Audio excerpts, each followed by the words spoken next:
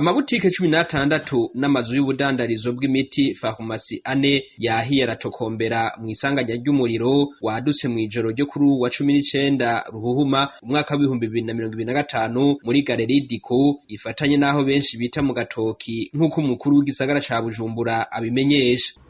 Abahinga bagerageje kudufasha aho twasanze amabutike 16 n'amafarumasi ane yahiye agatokombera. Aho no kuvuga ko ata kintu na kimwe casohotse muri ayo mabutike 16 n'ayo mafarumasi ane.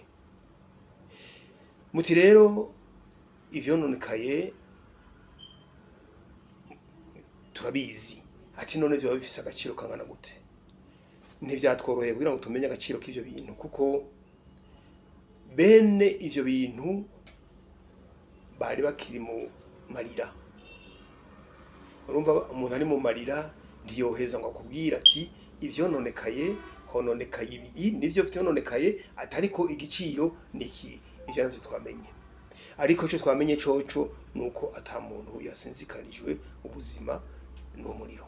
Abadandaza bakorera muri ayo mabutike ntibagerayo bacira nayo bamira. Bamwe bagerageza kuraba ko hari utwasigaye ariko vyaboneka ko ataco basha bokora. Ngo bacumva ko umuriro wadutse bihutiye kubwira abapolisi gutangira abantu ntihagire abikika mukiza ngo baje gusahura. Twabigize ivyo kuko akahitiye turakazi, aho amasoko yagiye arasha harabaye busuma. Ariko no munsi ikintu twakoze twagize tuti abapolisi nta muntu yinjira, izone muyifate nk'uko turiko turategura ikintu cyo gufasha. Ntidukeneye umuntu azaraza yinjira sohoka. Hagumye abapolisi kandi ico kintu ndagishimiye abapolisi ba protection civile hamwe n'abapolisi muri commune Mukaza babikoze neza cyane gose. Hagati aho umukuru w'igisagara ca Bujumbura asaba bene amagaleri kuyatunganya neza kuko ngo igihe baja gutabara babuzaho imodoka zica kugira ngo zifashe kuzimya.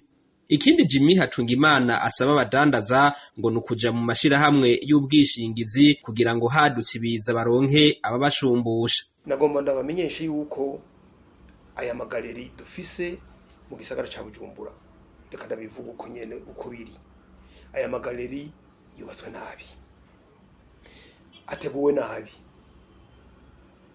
ateguwe nabi kuko habonetse canke haje impanuka biragoye gutabara.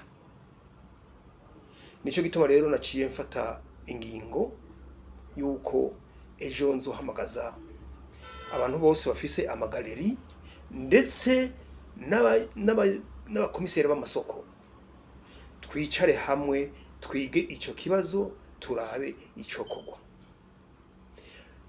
Uwo muriro ukaba wadutse isaha 8:30 z'ijoro ukaba wagiye kuzima igihe c'isaha 12:30 z'agatondo.